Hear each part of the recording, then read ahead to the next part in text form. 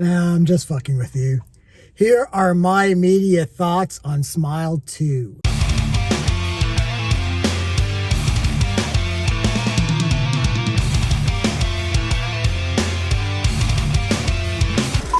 Hey everyone, this is Lenny here. So I just got out of Smile 2. This is the sequel to the successful Smile that came out a couple years ago. Successful horror movie. I really enjoyed that. I actually saw that with my sister and brother-in-law. We had a hell of a time. But this is Smile 2. This is written and directed by Parker Finn, who wrote and directed the first film. And this is a bit of an expansion on the original story. So with the Smile film, you know, we have this Smile demon that basically infects someone, and basically within a week, a bunch of shit happens. They go crazy. The demon basically feeds on their misery and their depression and everything like that. And essentially, the Smile demon infects the host enough that they set things up so that that person eventually kills themselves in front of a witness, and then that witness ends up being infected by the Smile demon. So that's what happened pretty much in the first movie with I think it was Rose was the psychiatrist from the first film. So Smile 2 basically takes off 6 days after the events of Smile 1. There's a cameo. I won't get into it. If you've seen the first Smile movie, you kind of know where things are going. But things are pretty gnarly. And right from the jump, we are informed that this is going to be a pretty crazy, brutal, fucked up movie. And the first scene of this film is actually done really well. I think it is all done in one unbroken shot. And this is where you can tell that Parker Finn has a lot of visual style and flair, and they expanded the budget for this movie, and you can definitely tell that Parker Finn took advantage of that in a lot of ways. So Smile 2 follows Naomi Scott, who plays Skye Riley. She is a pop star. Skye is in the middle of putting together a comeback. A year prior, she was in a car accident that killed her boyfriend, but she was also already on a downward spiral with drugs and alcohol. She was in the process of doing a world tour when all this happened. Yeah, so she's on this comeback, and she's doing all the choreography and all the sound checks and everything like that, all the rehearsals. And she is having back issues. The car accident left her with some major back issues, and she doesn't want anyone to catch her taking any type of drugs or substances of any kind. She's supposed to be 100% clean, but she has so much back issues that she needs Vicodin.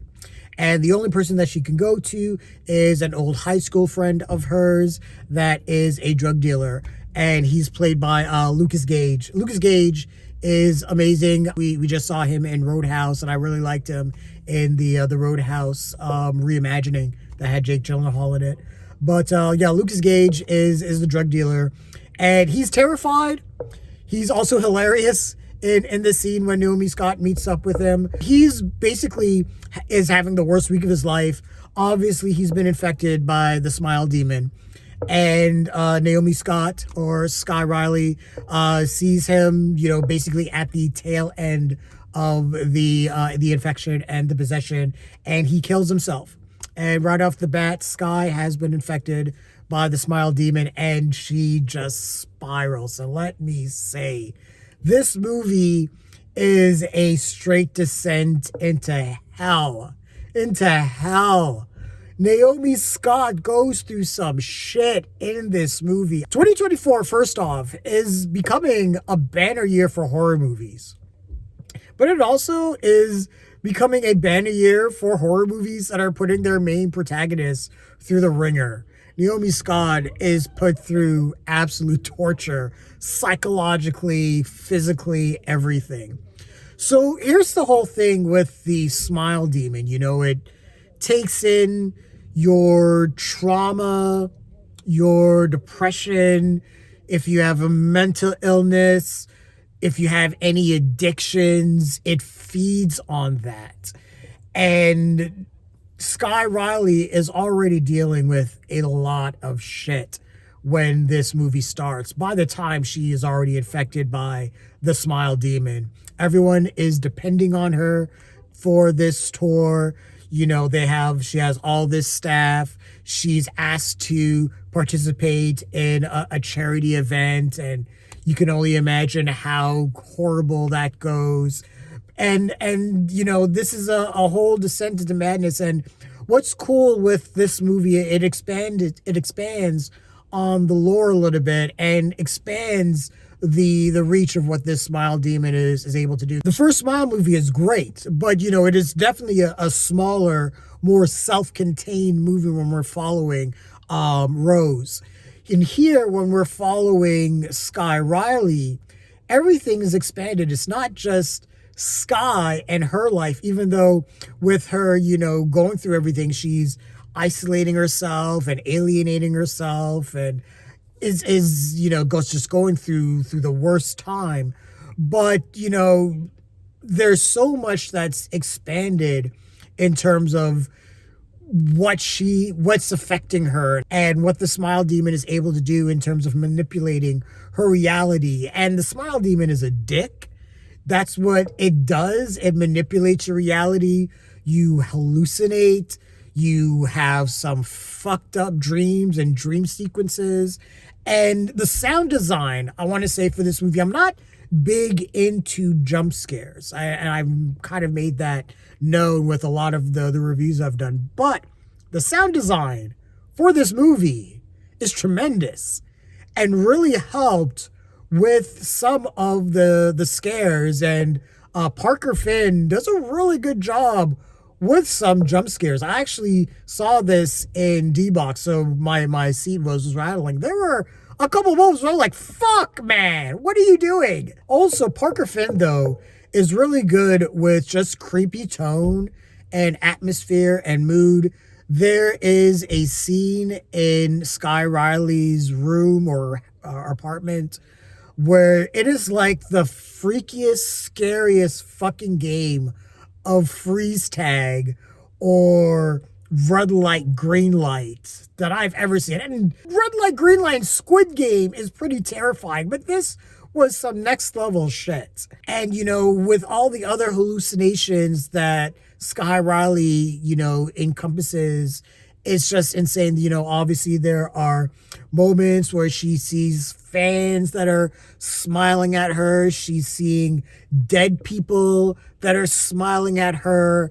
And it's just throwing everything off. And Parker Finn does a really good job cinematically. He works with his cinematographer to, you know, do a lot of really cool shots. There's a lot of close-ups in this movie. It's almost like he watched a lot of Jonathan Demme, especially like Silence of the Lambs. That movie had, did a lot of close-ups. A lot of stuff that you would see that, like Alfred Hitchcock do in terms of like pull-ins and, you know, zooms and things like that. And the gore and practical effects in this film is great. And Smile 1, you know, had its share of gore. And Smile 2 definitely upped the ante in that regards. But it isn't gratuitous. This isn't Terrifier 3, let's just say that. But it's still really effective.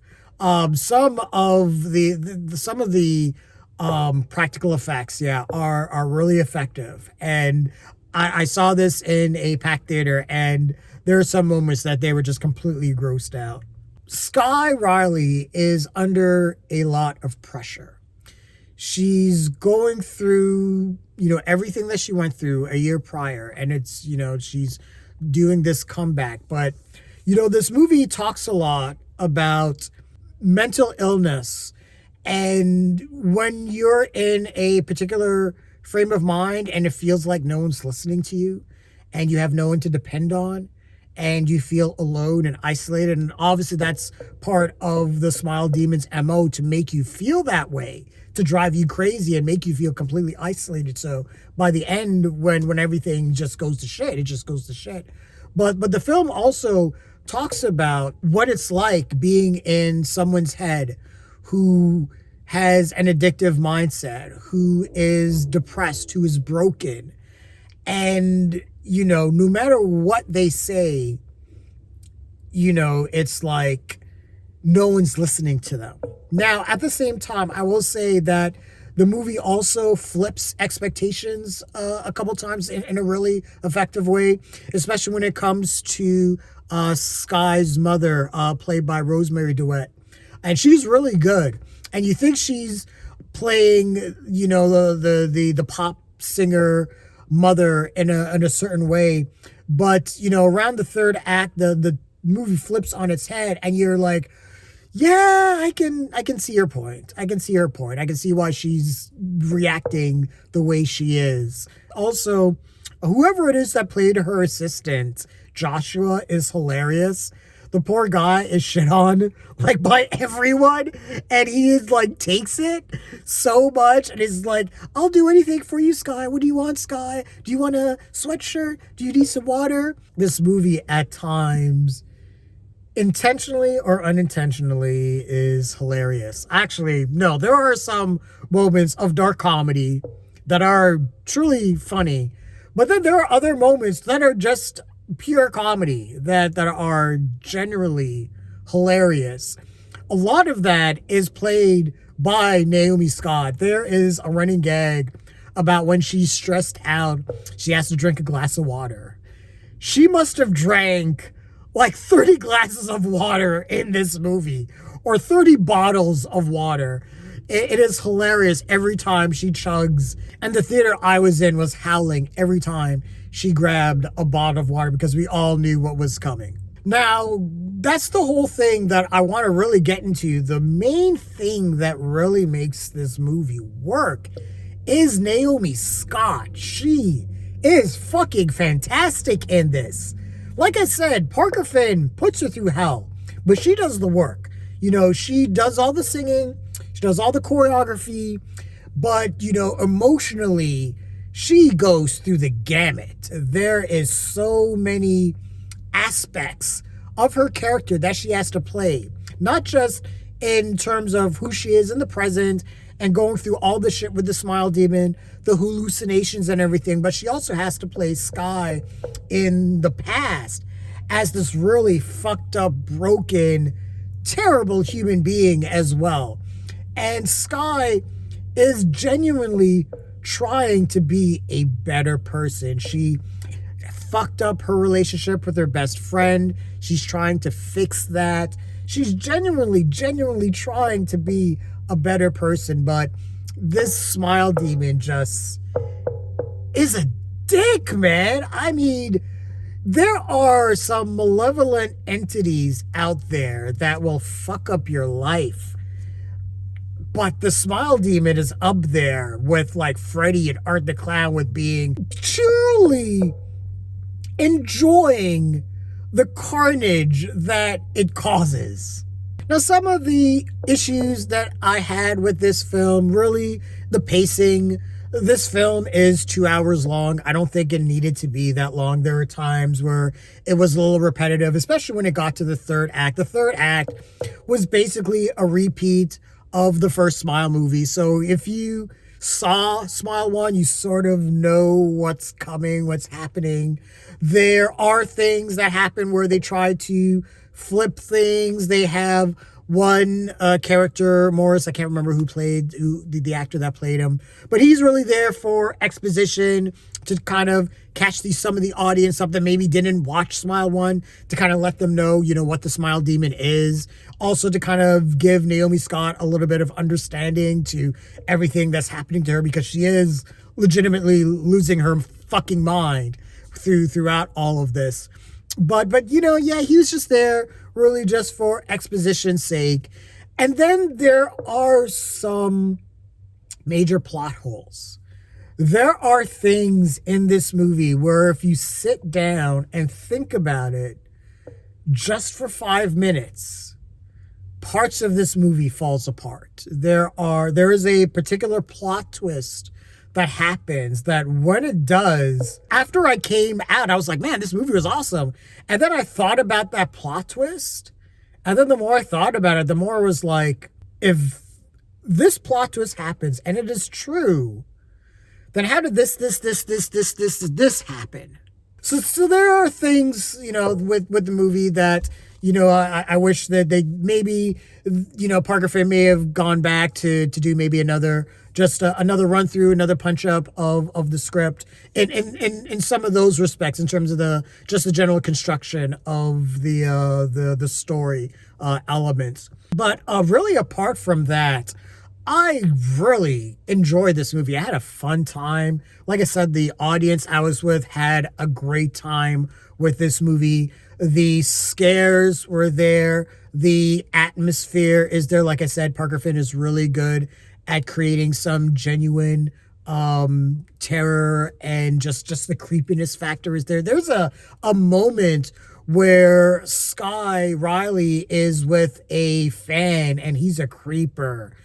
And whoever played that creeper fan, I mean, you knew the assignment, because I did not want to be anywhere near. But Parker Finn is just really good at just creating those little elements of mood and terror, and just give you that creepy vibe. That's I guess maybe that's maybe one of the other things. There were a few too many jump scares, but some of them, but the ones that were used were really effective. But if you like movies that have jump scares but are really good with them, this is going to be a really effective movie. This is a great movie to take a date to if you want to like grab someone by the arm and just scream and just throw popcorn around the theater.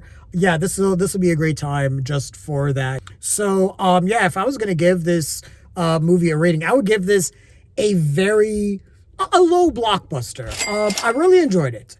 2024 is becoming, like I said, a banner year for horror. I'm going to do, my favorite movies of the year, but I think I'm probably going to do a separate list of my favorite horror movies of 2024. Terrifier 3, Late Night with the Devil, The Substance, Alien Romulus, Abigail, Maxine, I Saw the TV Glow, Cuckoo. I mean, I even enjoyed Apartment 7A for what it was. Blink Twice, especially was a surprise. So this is a great year for horror. So, but yeah, I definitely recommend this movie. I hope that this really catapults Naomi Scott to the forefront. I know she was in Aladdin. I know she's a big name talent, but it feels like she's like right on the cusp. But I think that this movie might be the one that just throws her over the top. Her performance was that good. It really was. And she's the glue that really holds this movie together. But yeah, this was just a great time in the movies. But yeah, those are my immediate thoughts and feelings on Smile 2. What did you guys think of the movie? Share your thoughts, leave your comments, like the video, subscribe to the channel, and don't forget to hit that bell icon so you can get notifications as well. Thanks a lot, everyone. Take care.